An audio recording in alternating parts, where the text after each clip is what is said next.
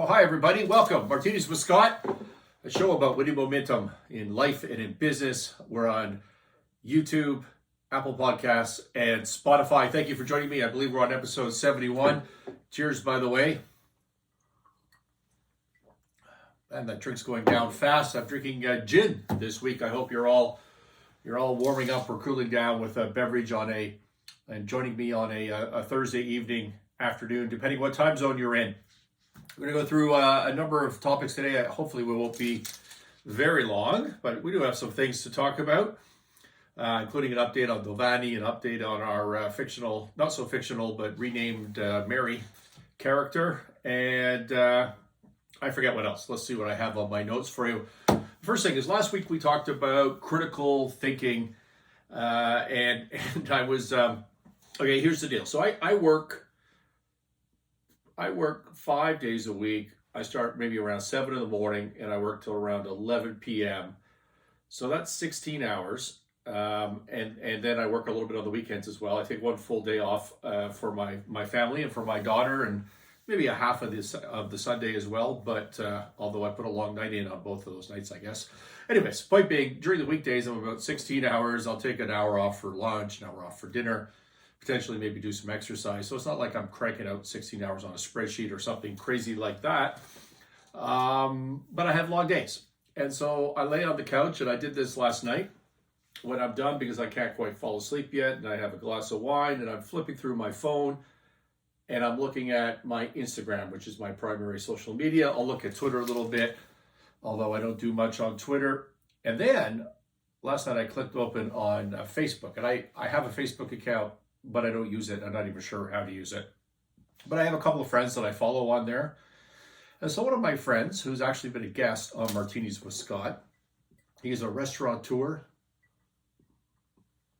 out of Chicago and Miami, a terrific guy, a smart guy.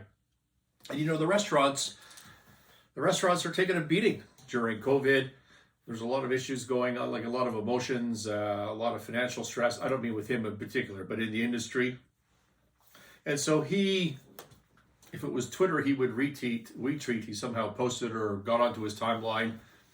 On Facebook, a quote from, I think, a restaurant out of Philadelphia. And the quote was, "We don't shut down highways because there's a risk of traffic accidents and deaths. We use common sense, we create laws, we limit speed, we follow traffic lights, all to prevent incidents, it says. I'm not sure if that's correct English. We can open restaurants with the same safety-focused approach, balancing fear and logic." That was the quote that my friend put forward on his Facebook page, to which he got a comment. He got a comment from a fellow who's a lawyer, appears to have been a lawyer formerly in the partnership that my friend was in, so they clearly know each other. He's in a different firm now, and he's a managing partner or on the management committee. I'm not sure. I don't know this guy. I think he's out of Chicago. To which his response was, "I enjoy restaurants, but that's false equivalency. Auto accidents are not contagious." Auto accidents are not contagious. Let's go back to critical thinking. No matter what issue you're deciding, there's always another option. Sometimes there's multiple options. And every one of those options has a cost. And if you're not weighing those costs, you're being stupid. And somebody that would not take the point from the original post that at every point in life and in society, we weigh the costs like we do of traffic accidents, and we say, okay, we're going to accept X. We're going to accept a certain amount of deaths. I mean, this is a mathematical proposition.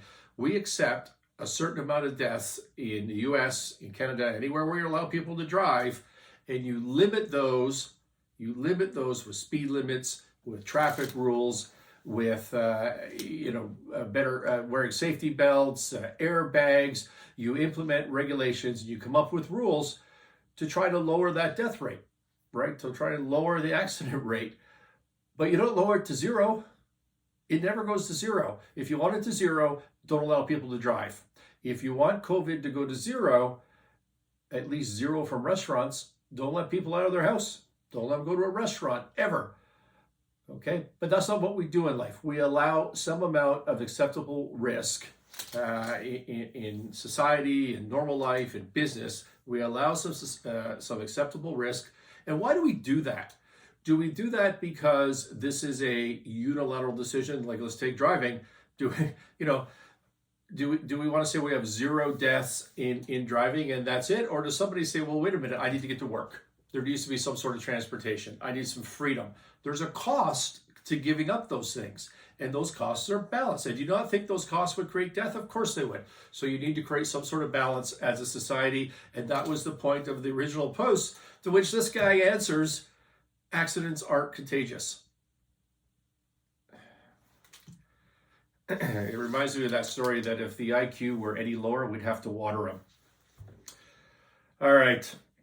Everything has a cost. You need to weigh all your options. You need to weigh the risks. You need to weigh the rewards. Never, and this happens all the time, particularly in troubled companies, you get focused on a particular issue and you say, I can't make that decision. I can't go in this direction because it's not perfect, because there's a risk, because there's a cost to it. Yeah, but what's the cost of not doing it? And that's critical thinking. And if you're not doing that, you're spouting bullshit. Let's think about kids going to school, something near and dear to my heart. And it's different in every jurisdiction what the politicians want to do. Excuse me. If you let the kids go to school, then what is the cost of that? Are you putting kids at risk for COVID? Probably. I don't. The science appears that the younger kids have very little risk of this, and maybe they're not highly, they're not effective transmitters. But sure, there's got to be some risk of that. Is there risk to the teachers? 100%, particularly the older teachers, and there should be measures taken against that. Is there a risk to grandma when the kids come home from school? 100%. There's a risk to grandma when the kids come home from school. Are there going to be deaths because of that decision to let kids in school? Yeah, there probably will be. And anyone who thinks that's going to go to 0 is not thinking properly. It's not critical thinking, because what is the other side of that? The other side of that is you don't let them go to school.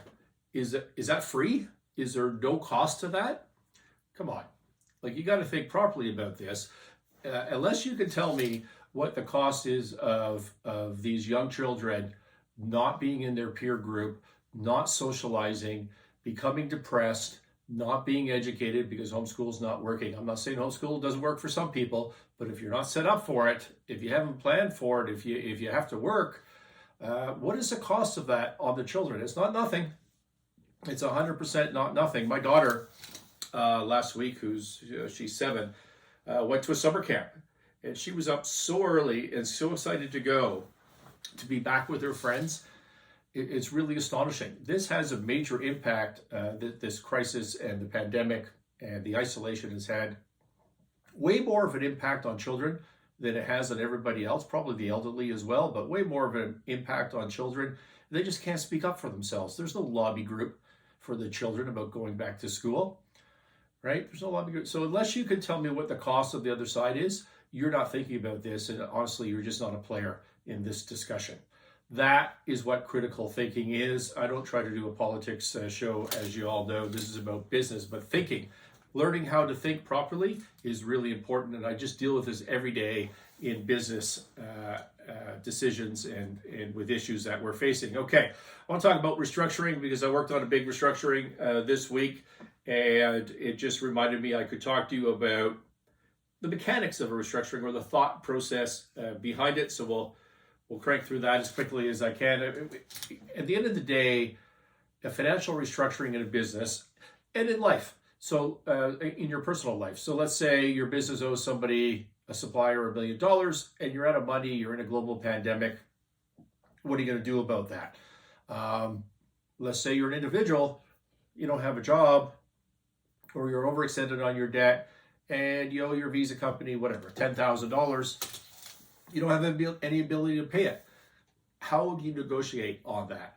Okay, well, there's really only, what I want you to understand today, and what I'm trying to communicate today, is there's only 2 vectors that you can negotiate on. One is the amount of money that you pay, right? If you owe $10,000, are you going to pay $10,000? Are you going to pay $12,000 because there's accrued interest? Are you going to pay some sort of haircut on that, $3,000 or some different number? So you can negotiate on the amount, and you can negotiate on time.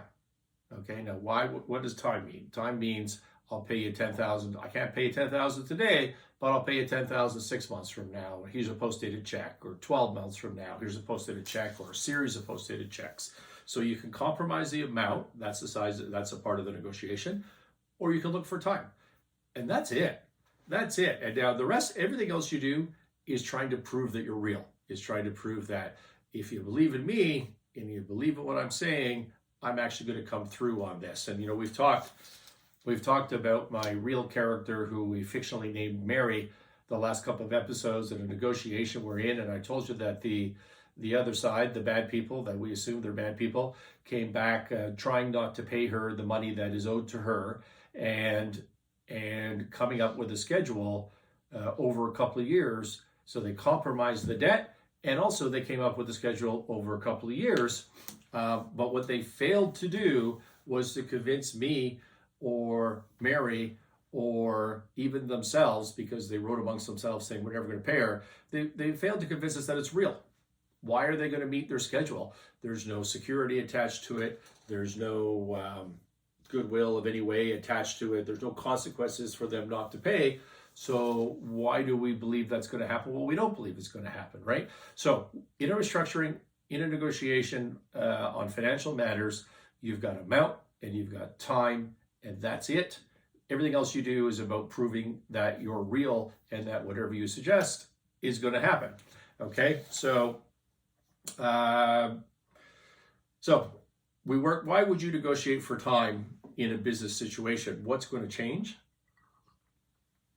And we do this all the time with troubled companies. As we walk in the door, like we have at Novanni, and we're going to do an update on Novanni later, and we say, in my mind, we're going to separate back debt. So I showed up on this day. So this company owes a bunch of money to people and it hasn't paid them. I'm just going to park that. And then we have new debt. Well, new debt is new credit we incur at COD. It's we order some goods and then they show up and we need to pay right away. It's whatever it is. So we always keep the new stuff current, even if we get 60 days, which we have at Novanni. So we're just staying current on that no matter what. And then you go back and you deal with your old stuff. Well, what is the promise on the old stuff? Remember, amount and time. So at Novanni, which I've jumped ahead into for some reason, talking about Novanni, but at Novanni, nothing's going to really change over the next year or two at this company, other than it's going to get better and better and better and better. And when I say nothing's going to change, is we're not, I can put money into it right now for the right transaction. So if I had a creditor, we owed X to them, and they're willing to take 20 cents on the X, I would do that transaction right now. I'm not saying for Novanni, but hypothetically speaking, I would do that transaction right now because I have the capital to do that, and that's a good trade for me. What if I didn't have the capital to do that? Well, then I wouldn't be able to pay even the 20 cents right now because I have zero. But I would be affecting tremendous change within the company, and the enterprise value of the business would be growing. So I would say to the creditor, as I did this week for a client that we were working on, I would say, look, we're screwed right now. Everything's bad. We're worth zero. We're coming out of COVID. 3 years from now, here's our financial model. Here's our financial model that shows that 3 years from now, we have lots of cash flow. We have lots of profit. Our value is pretty good. Here's a structure to deal with your whopping amount of debt, to not do anything with it today, but to not lose it in a formal restructuring in court, to not wipe you out, where you can participate to a certain level in this growth of the value of this business. And we put a band. If you're on the podcast, you can't see my hands, but I'm creating an upper or lower limit, what in finance you would call a ceiling and a floor. And we said, so at a minimum, no matter how the enterprise value goes, we're going to owe you that floor. And on a maximum, no matter how awesome we are, we're going to owe you the ceiling. And so what you're going to get back in the future is something in between that floor and the ceiling. And this gives this company a chance to get on its feet, and it gives you a chance to participate participate in enterprise value. And that's a good way to think about restructurings, okay? Is do you pay them a lesser amount today? Do you pay them the full amount or some compromised amount, or even more, because there could be accrued interest or whatever, over time? And if you're doing it over time, why are you doing overtime? Well, the answer has got to be there's growth in the business, and we're going to have cash then that we don't have now. That's the only answer. So you need to demonstrate that your business is growing, that they can participate in that. And then what you need to do is make it real, right? Why would the counterparty, the person that you're negotiating with, maybe the gin's hitting me, why would the counterparty, the person that you're negotiating with, even believe you? So you need to make it real, and you do that through security, you do that through professionalism, you do that through over communicating, and you hope to bring them on side and persuade them that the evils of the past and the problems that you've had be past are gone. Okay, that's an informal restructuring. Let's move on. Novanni update. This might be week 4, I think. I told you last week that I would be speaking with environmental lawyers and consultants. It turns out to be lawyers because Novanni, and if you're new to the show, Novanni is a company I bought, say 4 weeks ago, maybe longer, 4 or 5 weeks ago now. We've done 4 shows on it, and I'm taking you through the turnaround journey. We manufacture stainless steel sinks. It's a great business. It was hit hard by COVID. Prior to that, it was hit hard by Chinese imports and a failure to build a brand. It's a Canadian manufacturer that employs a bunch of people in a really small town in Ontario, in Coldwater, Ontario. And so we define success as saving jobs. And so that's what we've done here. We stepped in. I bought the first secured debt from one of the Canadian banks. I bought all of the shares. And we're turning this business around, and we may have a restructuring because there's a bunch of back debt that hasn't been paid. All right, so here's the backdrop on the environmental.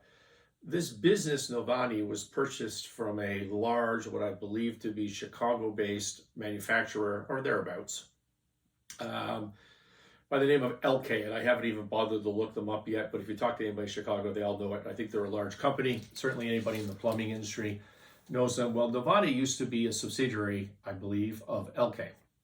It was spun out to prior ownership, and when it was spun out, there was contamination, which may be PHC, which are petrol hydrocarbons, I believe.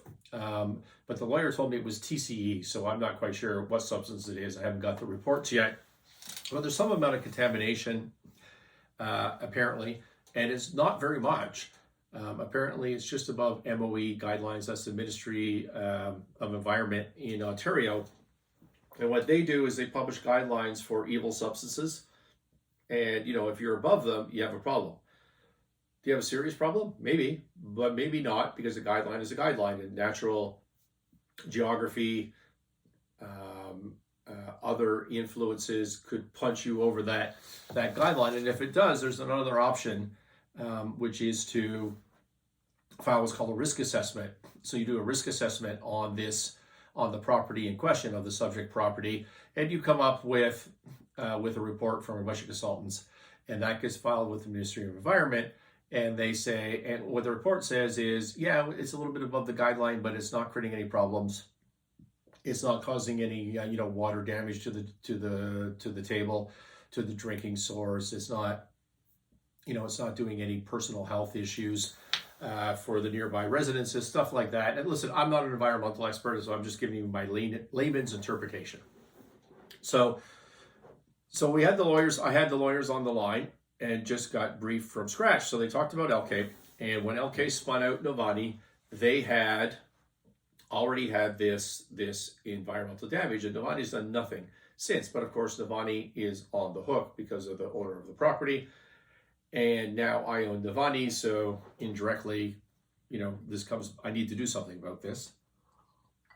LK has got an environmental cleanup, in a sense, an indemnity agreement. Don't hold me to the legal terms of it because I haven't even read the thing yet, but some sort of indemnity to Novanni.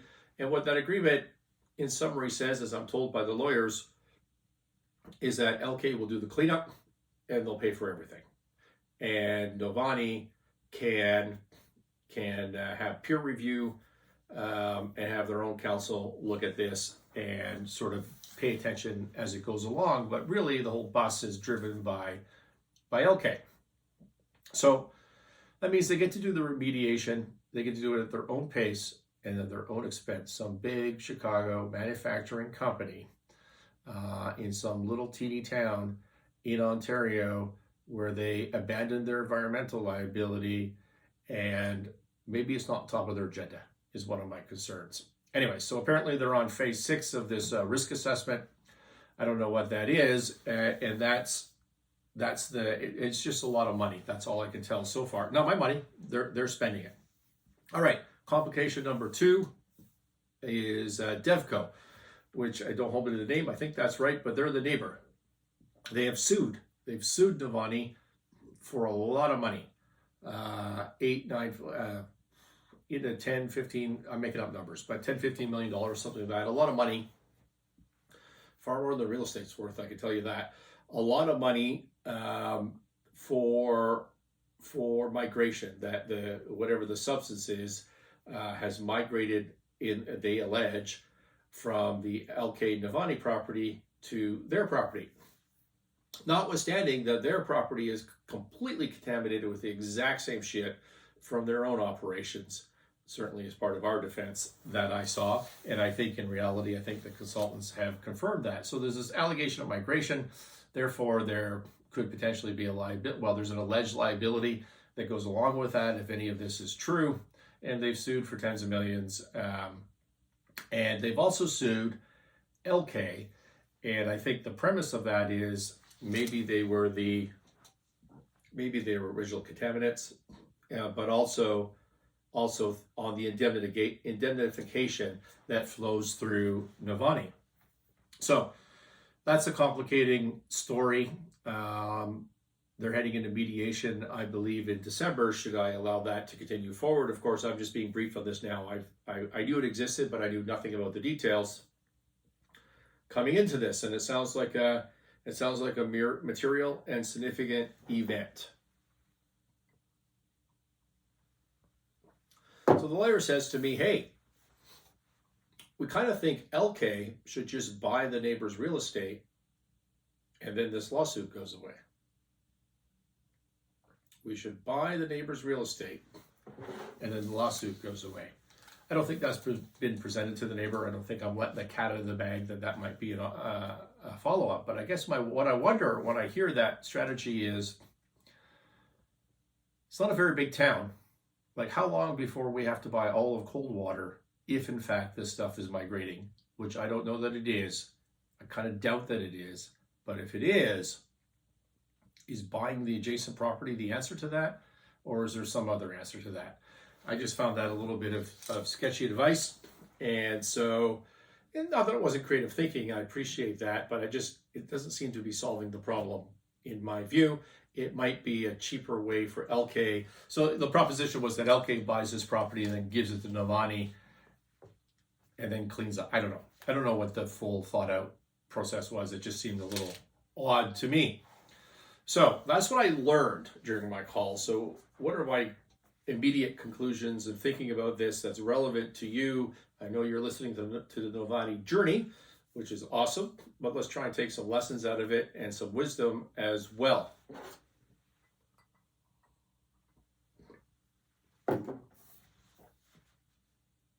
Here's my first point. I don't know much about the environmental business.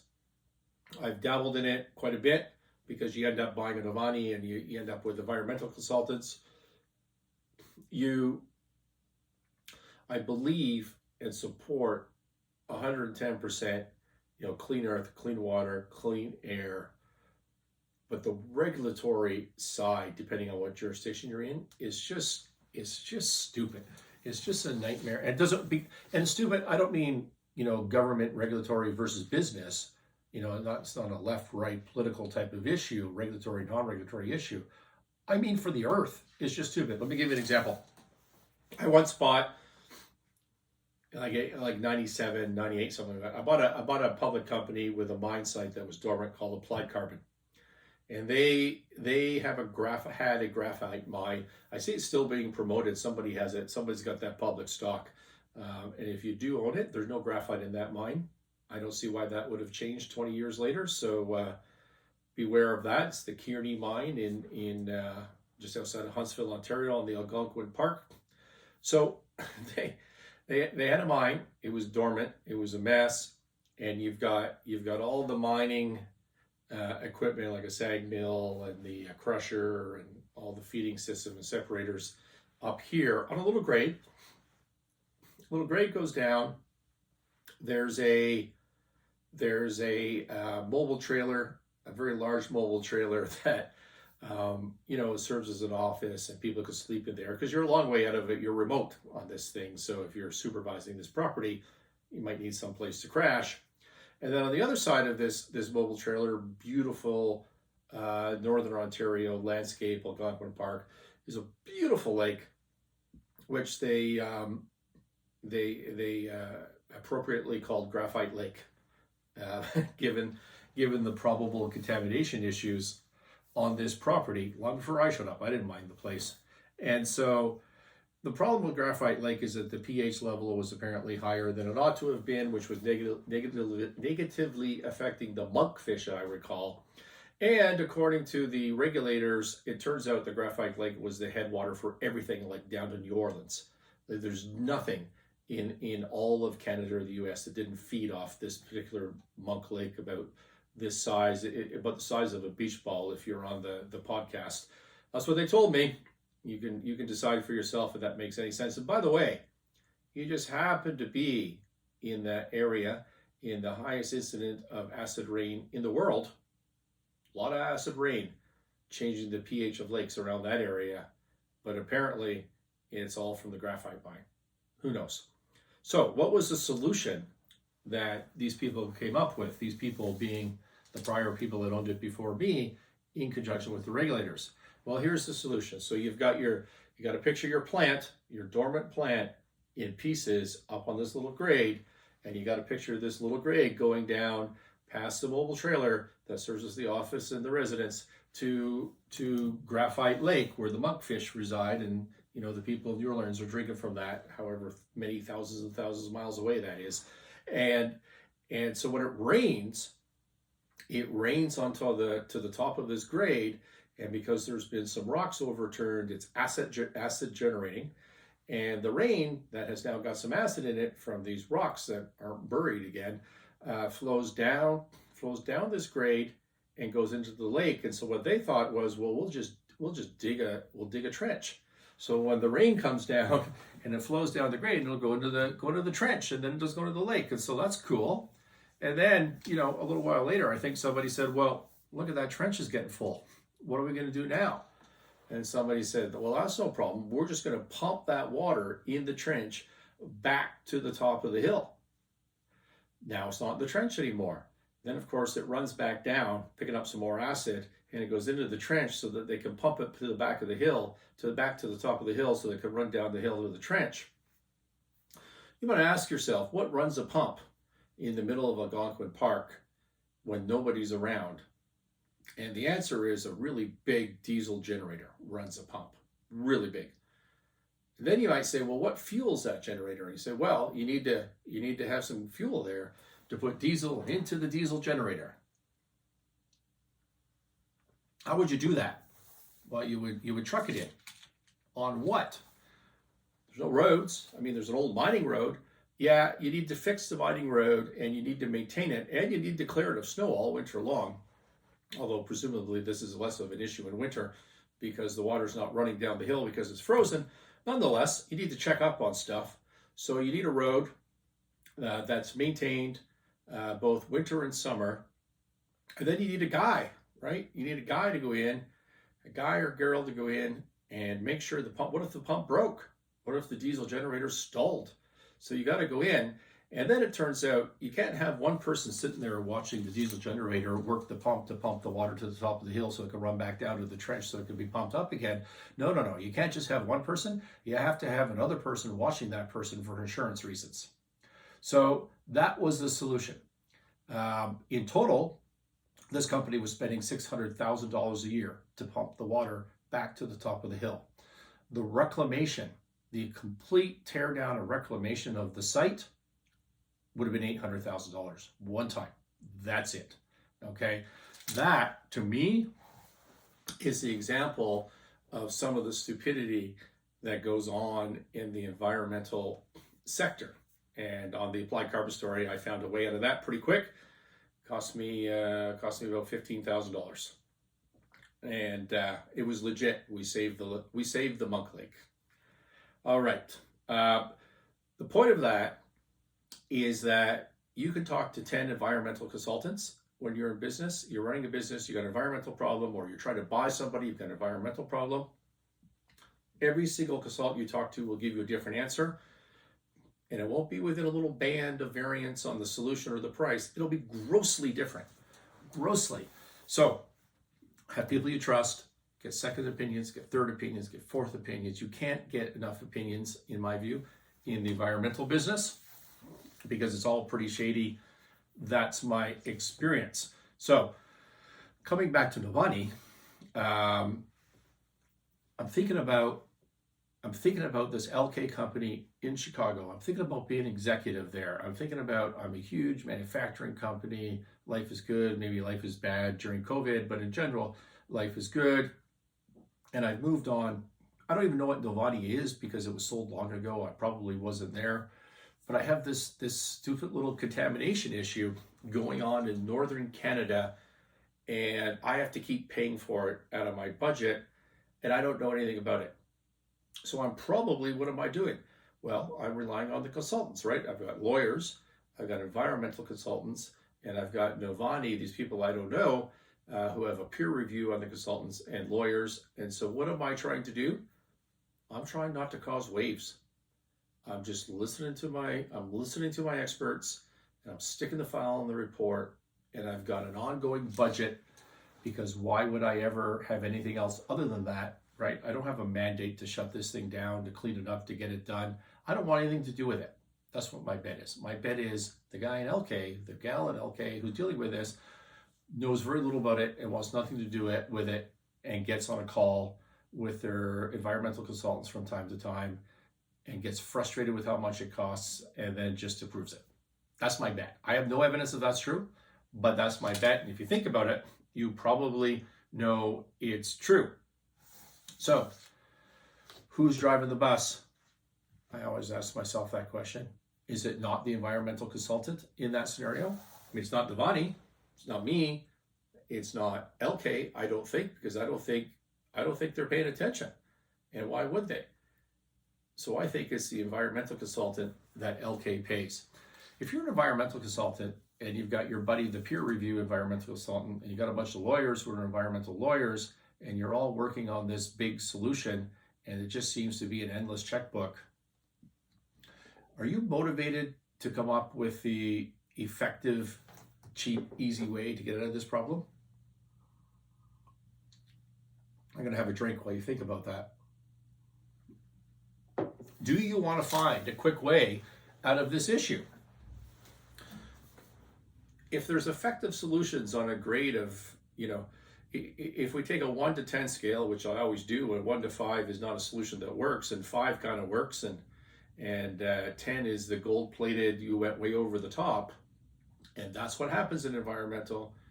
Do you think they're going for the 10, or are they going for the 7 or the 6? I think it's pretty obvious, right? So there's my first conclusion about this environmental situation. I'm going to get the reports in. I'm going to flip them over to my buddy Riaz at S2S Environmental. I hope that's their right name now that I'm plugging them. They're in Pickering, Ontario. And I'm going to get a second opinion. I just sold some real estate April in Waterloo, Ontario, which was a printing plant manufacturing our last big turnaround for the Sinclair Range LP fund. And it had TCE problems from long before we showed up. And the environmental consultant for us effectively was saying, you're good. We've cleaned everything we can. Yeah, you're slightly above the guideline. It's just going to go away with time. It's a non-issue. It's not migrating. It's moving around a little bit, but it's not migrating. It's not going to cause problems on somebody else's property. Our recommendation is do nothing. The purchaser's environmental consultant said you need to spend $1 million on this, like easy. You just need to spend $1 million. You need to suck all the water out of Waterloo. There's the only way to clean it up, and you need to build barriers, and you need to drill waste wells, and you need to do this, you need to do that. The deal fell apart with 3 successive purchasers because of spreads on the opinions of the environmental consultants. Finally, we got it done with somebody else. It was a great deal, but that's how drastic environmental consultants can vary. I'm not picking on anybody. I know someone's going to accuse me now of not caring about the environment. Completely the opposite. But I would suggest to you that if the plan to save the environment is stupid, it's impractical, stupid in the sense of way over the top, impractical, unaffordable, you're not saving the environment because no one's going to execute on that plan, right?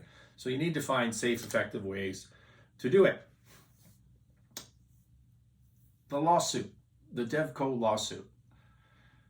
What was really going through my head, and I asked the lawyer, and it took some convincing. So she says, we could go off and buy the real estate, or LK could do that, which just, as I said, sounded odd to me.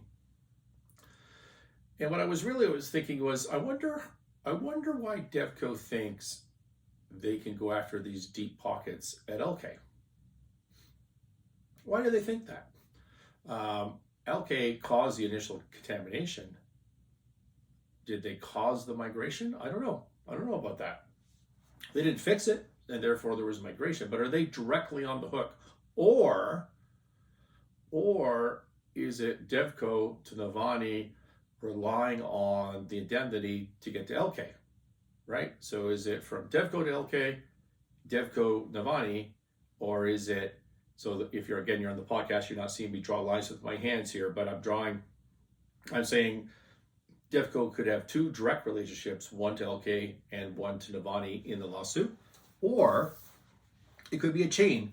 It could be Devco to Novanni to LK through the indemnity agreement, right? I mean, that makes some sense. And here's what I'm wondering, and I asked the lawyer, is what if Novanni wasn't there? Would that break the chain? I bet you would, right? And I told you before, I own the first secured debt. We may need to go through a restructuring. All of this claim, could potentially just be crap and without merit, and we would win it. But even if it was 100% true, which it's not, and even if the damages are accurate, which they're not, but if they were, they're still unsecured creditors, and they still get blown out in a flip, a prepackaged receivership of this company, which would not be done to deal with the claim. It might be done for a billion other reasons, because we got lots of problems that we need to deal with. And that's one way to clean up our balance sheet, make sure that we're healthy, and that we save jobs in the region. So this balancing, different stakeholders. But if you have an aggressive plaintiff who's a neighbor in this situation, and you happen to own the first secured debt, which is why you bought the first secured debt to deal with, you have other options. Critical thinking. You have other options. And I think the other option is we just blow out their claim through a receivership, and then they have no direct access to the deep pockets of LK. They have no way to go after the money on the deep pockets. That's my non-lawyerly opinion, and I've asked the lawyers to go off and research that opinion. And what if I'm right? How much is that worth to LK? That's a pretty big favor. That's a pretty expensive favor. So we'll see. I'm trying to come up with my negotiating chips. I think we made some progress, and we'll carry on with that. All right. What else happened to Novanni this week? I started my listening tour. I'm a month behind on that.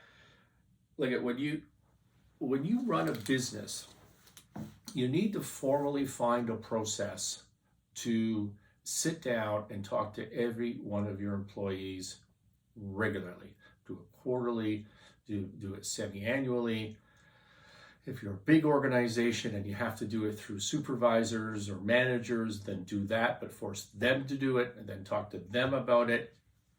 And it's not about, I mean, performance appraisals are really important, and we've talked about this on this show. You know, the performance appraisal to me is have you communicated the role, the job and the expectations to the employees? It's not about this crazy 5-page checklist. I want every employee to wake up in the morning and know right immediately, off the top of their head, without debate, to know immediately what the top 3 things are that they need to worry about today. When they go to bed at night, I want them to know what they have to worry about tomorrow and execute on tomorrow. That simple. And anything you do to confuse that makes things worse, okay? And that's what you see in every underperforming company all the time. But the listening tour is more than that. The listening tour is everybody that works and is observant within a company knows what's wrong. It's not a mystery. I always pick on these high-end consulting firms, the McKinsey's, Bains of the world. They're charging you $1 million for a report to tell you what's wrong, where the efficiency problems are, and just ask your staff. If you need to do that, you're not asking your people. Okay, there's 2 reasons to buy an expensive consultant report. One is you're trying to cover your ass. You're trying to put paper in a file for a decision that you know to be risky, so that 3 years from now you could point to that piece of paper and say it wasn't you. The other reason is you've created a culture, excuse me, a culture and environment where people can't tell you what's going on and what the problems are with the company, and to give their opinion and provide solutions. So you have to ask people. You need to create an environment for that. And if you're walking into a trouble situation, if you're a turnaround leader, ask the people. They tell you the answer. They may not tell you the solution, but they'll sure as hell tell you the problems, okay? And you know, if they tell you 10 problems, maybe 2 of them are real. Maybe 8 of them are grudges. Maybe a lot of things. Maybe it's just frustration with their work or frustration with their home life. But what you're going to get immediately is repetitive messages. You're going to get the low-hanging fruit on how to affect change. So I've only done 2 of these so far this week. I have 1 more tomorrow. I met with the HR manager / office manager / sort of runs everything around the place, and she's actually an engineer. So it's she's an engineer who says that she had too much empathy to do the engineering job, and she loved doing this more, which is cool. So I talked to her, and I talked to my plant supervisor today, which is really my first time talking to him. I've spoken with the HR person a bunch of times before because we had some HR issues, as you would know from prior shows. So here's some common themes that came out of that. Labor. A while back when COVID hit and the company was out of money, they went to a 4-day work week in the plant instead of a 5-day work week. And then a bunch of people left. And the people that left weren't the people that couldn't get jobs somewhere else. They were the senior people that had been around forever and knew what they were doing. So that's a bad thing, everybody says. There's part of me that thinks that's a good thing because you need turnover, and the severance. The people who have been there forever are the ones with the massive severance attached to them. So there is an economic benefit to doing it that way. But, and we've gone back to 5 weeks. In fact, we worked overtime this week because we knocked it out of the park on review this week and this month in particular. So it's been a happy first month of production and sales for the turnaround. In fact, I haven't seen the numbers. Obviously, the month's not even over, but I'm certain that we will be profitable in July. I don't know when the last time this company was profitable. It's been a long, long time. So that's pretty cool. Anyways, so they've been losing people, and then combine that with they've been unable to recruit people. Why can't they recruit people? Well, you're in a bit of a remote small town. There's larger city centers, maybe half an hour away, and they pay a couple dollars more an hour. And the Canadian government is paying you just to stay home and do nothing. That's frankly a competitive wage with what we would pay. And so why would you bother coming to work and work in a manufacturing plant that in a 30 degrees Celsius day, call it 90-ish for Fahrenheit, the plant jumps up to 40 degrees, which I don't know what that is, 100 plus in Fahrenheit. And you suffer through it, take the months, and you get the same money as you would if you were just sitting home smoking on the couch, which is legal in Canada, by the way. So we got that problem. We're having troubles hiring, and I need to find a solution for this. And what I find more and more interesting throughout my career is I get into the similar businesses, you see the exact same problem. I did a large food manufacturing turnaround for a year and a half that ended maybe a year ago now. Exact same issue. The exact same issue. You just had a bunch of people that weren't performing, keeping their head down. And in that company, we needed, say, 150 people to run the plant. And every day, and we had 140 full-time people for the plant to fill 150 jobs. And then out of 140, maybe 120 would show up, right? Because you got sickness and whatever, and just general bad attitude. So now you're 30 short. And so every day you had 30 temp laborers showing up to work this plant. Temp laborers are not trained. They're not motivated. I'm not saying they're not good people. They're not trained in what you're doing. They're not motivated. They don't know what they're doing. They're not part of the team. And how does that manifest itself? Safety. People start getting hurt. Production lines stop. Injuries are all over the place. Like the safety record was abysmal. And by getting rid of that problem, we changed that around. So, not abysmal, that was a harsh word, but it wasn't what it should have been. And they weren't inconsequential injuries. So that's the problem at Novanni. Their health and safety record, by the way, is great in terms of accidents and injuries, but their training and their monitoring and their safety committee, all that stuff is not good. Which means what? It means 6 months from now, 12 months from now, we're going to have a problem in the safety side, which is unacceptable to me. So we need to work on that. Okay, labor, don't have enough, can't hire. Maintenance, equipment is old, everything's dirty. Both of our maintenance people were off for on COVID leave. Apparently, one of them's back now. I think I'm meeting this person tomorrow, but a big thing for me to track is attainment. So what does attainment mean in a business? If you're running a production business and you have a plan, right? So the plan is we're gonna build 400 sinks today, and then you built 340. What happened, right? Well, what could possibly happen? You didn't have the materials to build what you needed to build. That's a problem. Or you didn't have the labor to do what you wanted to do. Or you messed up production. Or the machines broke. I mean, what else is there? Those are the things that could keep you from attaining 100% on what you wanted to produce today. Every day I got to report on this because that's a big deal for me. And it feels like every day there's a small problem. Right? Every day we have to shut down, we have to change a filter, we have to put in some lube, we have to do this, that, the other thing. Things that seems to me ought to be on a preventive maintenance schedule. I don't know, we're going to find out, but that was a recurring theme.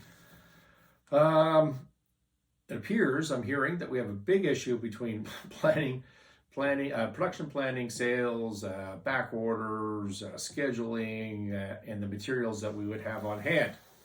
So what does that mean? It means that the plant supervisor who's managing the people in the back to build the sinks receives a production schedule for the day from sales and order management. And so the sales order management person, she sits down and says, okay, well, here's all my customers. Here's the ones I care about most. Here's the ones that I may never fill. I don't know why we have that attitude.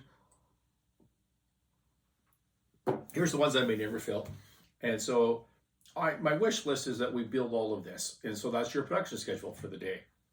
That gets sent back to the production facility on a sheet of paper, and the production supervisor looks at it and says, well, come on, that's not going to happen. I don't even have the steel to do that. I'm not going to build. So, like, who's most important on it? Well, certainly Home Depot. I need to produce that, and here's this, and here's that.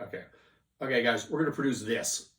So he makes his decision based on his experience, based on what he knows he has available for raw materials, and then they go to build that. And then when they go to build it, they don't have attainment, so they got problems. So they don't really build what they were going to build, but they get partway, and they build some stuff, and then everybody hopes it just kind of works out at the end of the day. And so they don't coordinate. We don't, I shouldn't say they, I own this company and I'm president. We don't coordinate. This is my problem at the end of the day. We don't coordinate materials handling. So raw materials on hand, materials handling, production schedules, order prioritization, attainment levels, fill rates, and customer satisfaction, like all of these things. I'm just trying to come up with words, but everything is affected by this, right? I mean, everything is affected by this.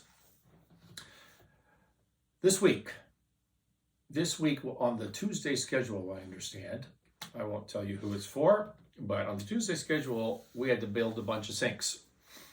And when production got out there, we didn't have the steel for the sinks. And the big customer, major customer, was picking up these sinks Wednesday. So production sits around and does nothing. So we're paying direct labor to do other chores, basically, busy work for the early part of the day. And then around midday, the steel shows up finally from our supply chain to build the products that are being picked up tomorrow. Now, I don't know this for a fact, but I assume they start producing right away, but maybe they produce Wednesday morning, the sinks that need to be produced for this very large order, which is a big chunk of our month's revenue, with our most important customer, or one of our most important customers. And so they're scheduled, the customer's sending the truck, they're sending it Wednesday. So what does Wednesday mean? It could be 7 a.m., could be 4 p.m. Like, we don't know. It's what we do know is we're manufacturing Wednesday the stuff that they're going to pick up Wednesday, which could have been at 7 a.m. So it got done, I'm told. Well, I know that we shipped it, and I know that we invoiced. I also know that we were still manufacturing while they were loading the truck. We were still manufacturing sinks at one end of the line as they're loading the truck at the other end of the line.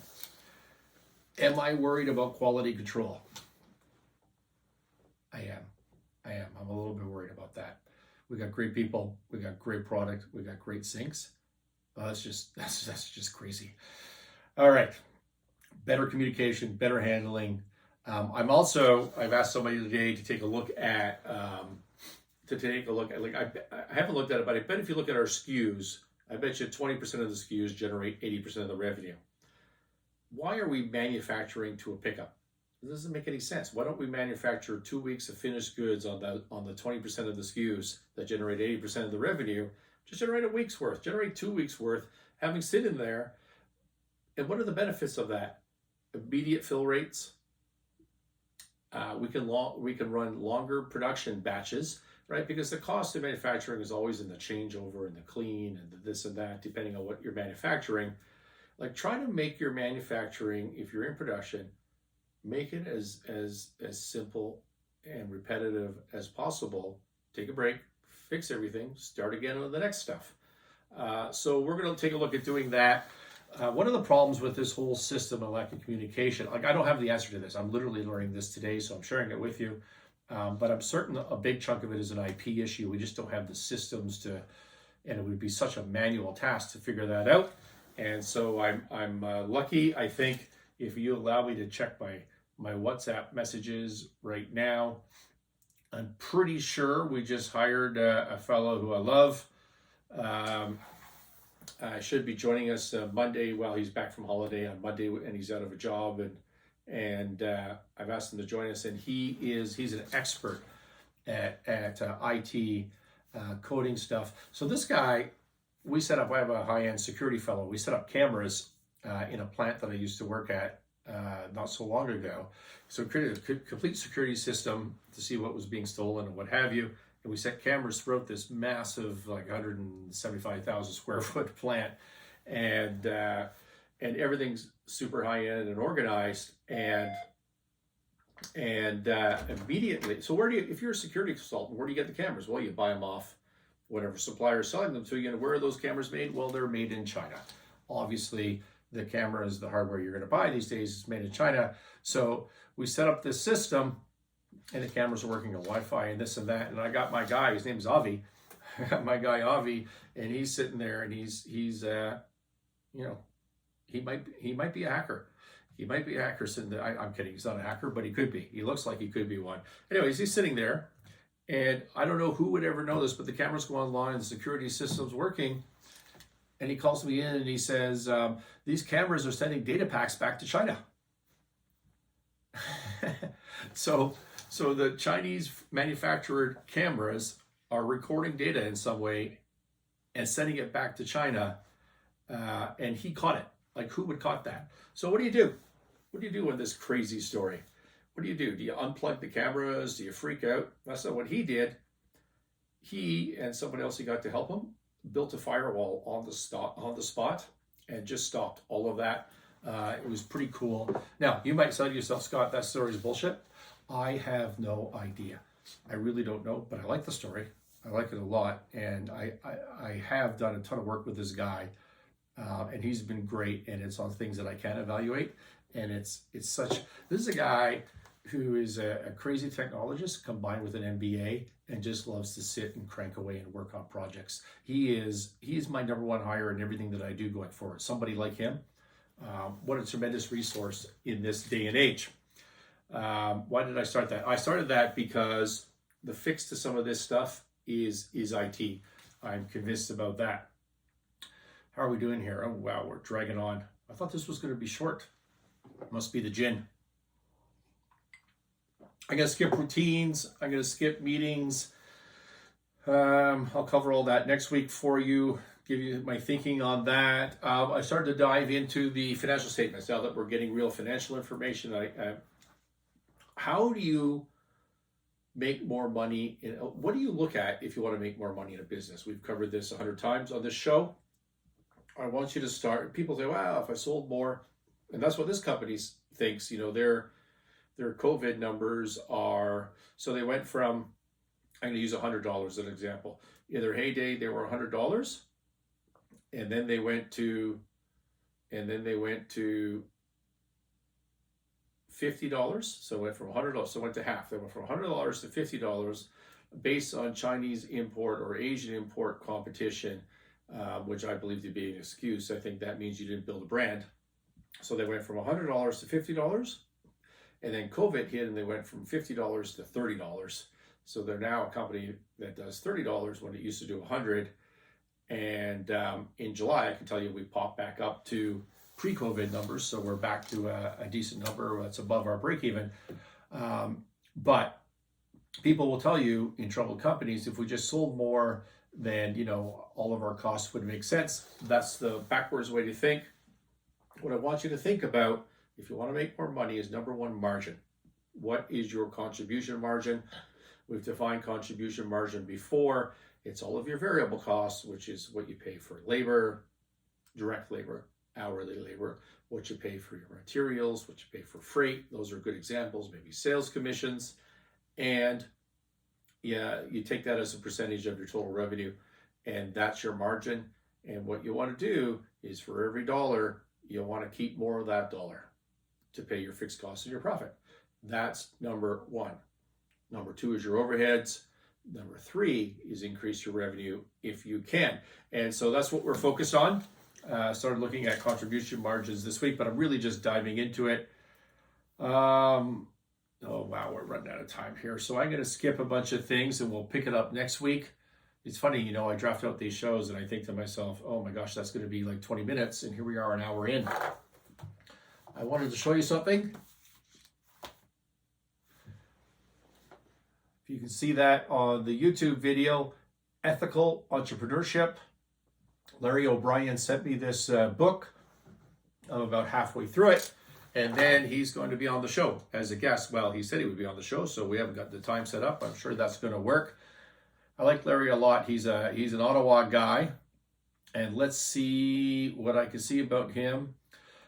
He used the last $35 in his account. Let me show you the book as I'm doing this. Last $35 in his account to found a high-tech company, Calian Technologies, in 1979. Today's one of the most successful technology companies in Canada with annual sales of more than $225 million. 2006, Larry won a landslide election as the mayor of Ottawa. He was named 1996 Business Person of the Year, winner of the Premier's Technology Award in 97, United Way's Person of the Year in 2006. And he's also a fun and entertaining guy. And I have a short, small business history with him that's kind of funny. Certainly made him laugh, made me laugh. And so we're going to have him on the next few weeks. I'm going to finish this book. A lot of the content of this is about how to be an entrepreneur, how to start a business, and it's really similar to my views on the topic, and although with a different way of communicating it, which is cool. So we're going to have him on. Just thought I'd let you know that. I'm over my hour. Thank you for listening. Martinis with Scott, a show about winning momentum in life and in business. Please subscribe if you like the content we have. Surf the channel and subscribe on YouTube, Apple Podcasts, and Spotify. Cheers.